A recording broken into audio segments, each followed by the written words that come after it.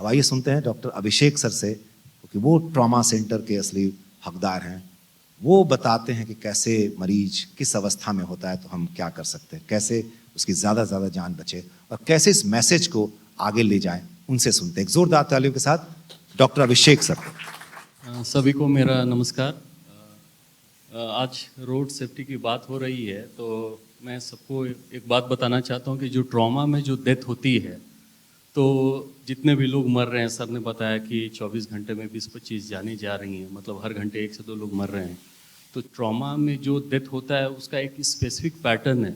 जैसे जितने भी डेथ हो रही हैं तो 20% जो जाने जाती हैं वो ऑन द स्पॉट हो जाती है और कुछ सेकंड्स और मिनट में हो जाती है, और 20% बचा हुआ जो 50% जो लोगों की जान जाती है वो हॉस्पिटल पहुंचते पहुंचते या हॉस्पिटल पहुंचने के विद इन आवर्स मर जाते हैं, और बचा हुआ कुछ 30% हुआ वो हफ्ते 2 हफ्ते में हॉस्पिटल्स में उनकी जाने जाती हैं। तो ये मैंने ब्रेकअप किया। तो पहला जो मैंने बताया कि जो 20% डेथ होता है ऑन द स्पॉट, तो उसमें क्या होता है कि इतनी सीवियर इंजरी होती है, जैसे कि सीवियर हेड इंजरी हो गई या शरीर का कोई मोटा नस हुआ, जैसे ओटा फट गया या हार्ट फट गया, तो उसमें दुनिया का कोई भी मेडिकल सिस्टम या कोई भी डॉक्टर उसको कुछ नहीं कर सकता, उसमें जान जानी है। तो उसके लिए हम क्या कर सकते हैं? उसके लिए ज़रूरी है कि इंजरी को प्रिवेंट करें, एक्सीडेंट को प्रिवेंट करें। तो जो 20% डेथ हो रहा है ट्रॉमा से, तो उसका बस एक ही इलाज है कि हम एक्सीडेंट प्रिवेंट करें, इंजरी प्रिवेंट करें। उसी के लिए हम लोग ये रोड सेफ्टी मना रहे हैं। तो उसके लिए ज़रूरी है कि जो सिस्टम है रोड के नियमों का पालन करें, स्पीडिंग नहीं करें, ड्रिंक एंड ड्राइव नहीं करें।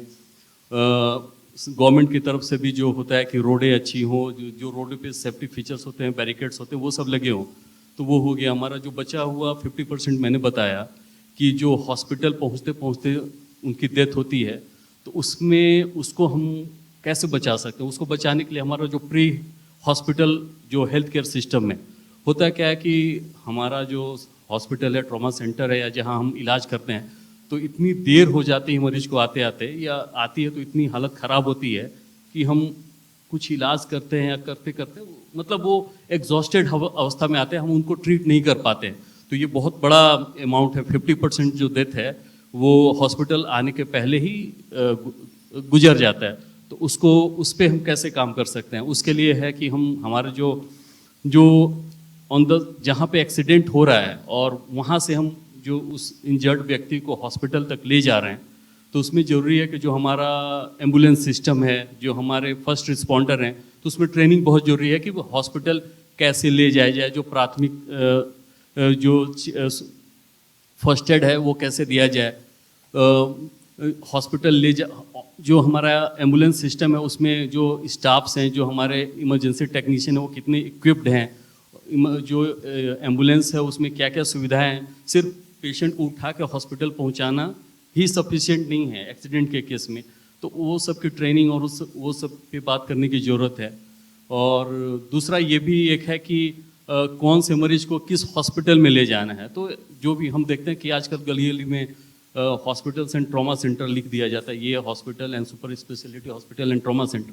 तो उनको बताना होगा कि हमारा जो ये ट्रॉमा सेंटर वो किस लेवल का है, मतलब हम इसमें किस तरह के ट्रॉमा को ट्रीट कर सकते हैं। ऐसा नहीं है एक सिंपल फ्रैक्चर और एक पॉलीट्रॉमा में बहुत डिफरेंस होता है, और उसका ट्रीटमेंट भी अलग होता है।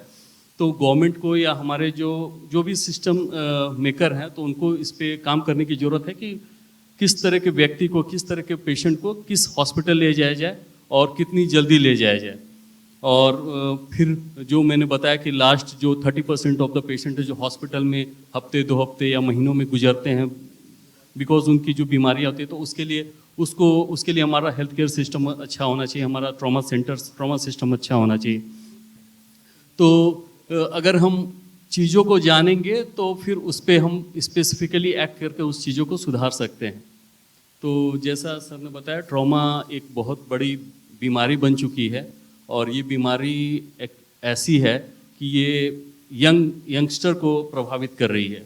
हम लोग देखते हैं कि लोग बहुत कैंसर से डरते हैं, हार्ट कार्डियक डिजीजेस से डरते हैं, लेकिन ये सब बीमारियां एक एज के बाद 60s के बाद प्रभावित करती है।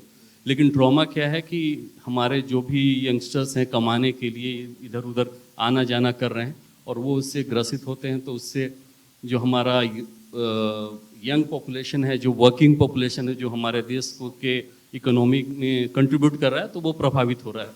तो बहुत अच्छी पहल है, इस पे बात होनी चाहिए और इसके एक एक चीज़ों को अच्छे से उसको एक्सप्लोर करना चाहिए। बहुत बहुत अच्छा, बढ़िया।